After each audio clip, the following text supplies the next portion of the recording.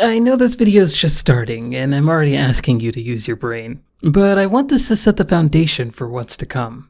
There's an image up on screen of a man and a woman kissing that more or less looks increasingly unnatural the more you look at it.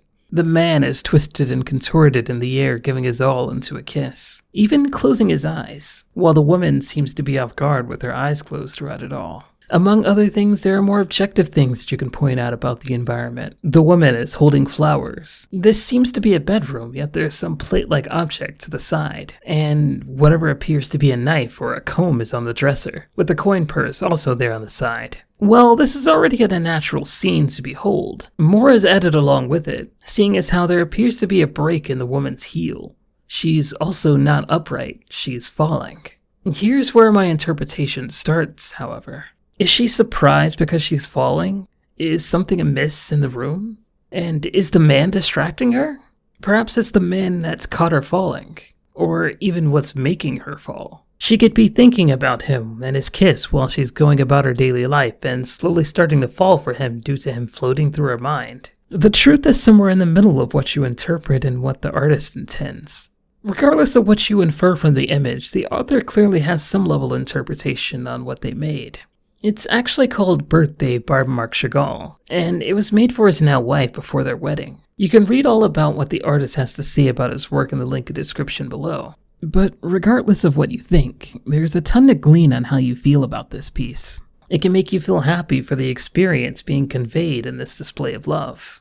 It can even make you feel uncomfortable due to how the man's presence seems far more passionate than the woman's. It can feel isolating and distant as the man's existence seems otherworldly and the woman's appearance seems to be much more grounded. She has things around the room, she's walking. She even has flowers in her hands, making it seem much more like the man isn't even really there, and is perhaps a distant memory of love that has caught her slipping along the way. There's so much to be interpreted from just a simple picture, and that's why the phrase, "a picture is worth 1,000 words" holds true anywhere. What you see is powered heavily by what you bring through your years of experience by simply living. Art is just as much interpretation as it is creation, balancing each other in unique ways from instance to instance. If someone, however, makes something that has never been seen by another person, is it more or less likely to be an objective and stagnant piece? Or is art a still frame of passion from a creative person's mind? Because I don't know about anyone else, but looking back on something I've done feels less like I'm the one who did it the longer it's detached from the time I've made it. It's a still frame of who I was as a person, which makes it an interesting thing to look back on. It really just begs the question of whether or not art can be art without interpretation. If there's no observer, can there be art as we know it? I know, the age-old question, if a tree falls in the forest and no one's around to hear it, did it make a sound? But I think it's a valid question to ask despite its clearly obvious answer. Because there's tons of people who enjoy making some form of art and never show it to anyone. But what differentiates that from someone simply writing notes in a notebook? Well, I'm sure you could call it some form of art. I don't think it would be objectively thought of as such, while the majority would objectively call the Mona Lisa art. We would refer to Mozart as a musical artist as well.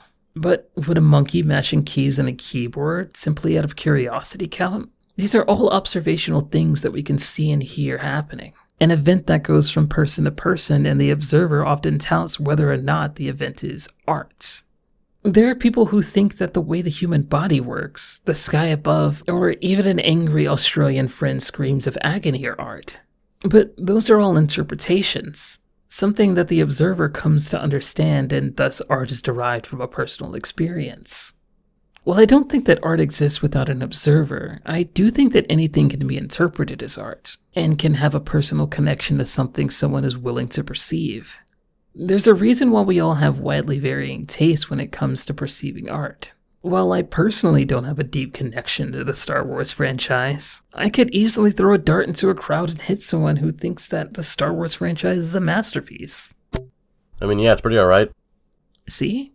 But we've all got different interpretations of things that generate various forms of creation, be it intentional or not. One of my favorite things about dissecting media is being able to share a piece of myself by bringing out the things that I love. It's not only an opportunity to talk about what I enjoy the most, It's also an open chance for me to share my emotional attachments, the way I see the world, give rhyme to the reason behind misunderstood things, as well as, of course, giving others a chance to potentially like the things that I like. Art is most definitely just as much reflection as it is expression, because what you get out of it shows that the artist had just as much drive to connect as you did to see it. And that's what I think is wonderful about it. Whether it's someone looking back on their past or someone standing face to face with something that opens up an opportunity for a response, art is always you, connecting and expressing.